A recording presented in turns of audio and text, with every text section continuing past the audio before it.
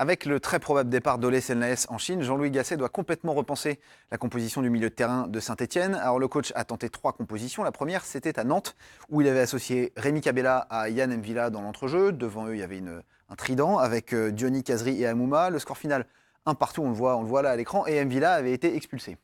Expulsé, du coup, que fait Gasset? Il va piocher dans ses pépites, dans ses recrues. Il a recruté Monégas Saïd Benasser, à qui il a mis au milieu de terrain à côté de Monet Paquet. Ça n'a pas été un franc succès. Ils ont perdu 3-0 contre Rennes. Voilà, deuxième match. Et donc le troisième, c'était mercredi soir contre Strasbourg. M'Vila est revenu de suspension, donc il l'a associé à Aïd Benasser.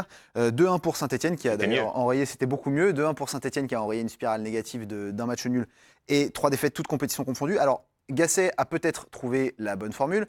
Saint-Etienne, ils vont passer un très gros test dimanche soir contre Paris. Je pense que pour Aïd Benasser et M'Vila contre Verratti, Marquinhos et compagnie, ça va pas être simple. Mais à moins qu'il se trouve complètement, Youssef Aïd Benasser a priori une longueur d'avance sur ses concurrents au milieu de terrain. Sa cote est à 11. Donc c'est quand même vraiment une bonne affaire. Il ne faut pas trop se fier à son début de saison où il a eu des notes quand même assez mauvaises avec Monaco parce que c'est toute l'équipe de Monaco qui prenait le bouillon. Là, on peut imaginer que dans un milieu de terrain plus souverain, plus dominateur, il soit beaucoup plus à son avantage. Donc une cote seulement de 11, a priori titulaire, c'est certainement une bonne affaire.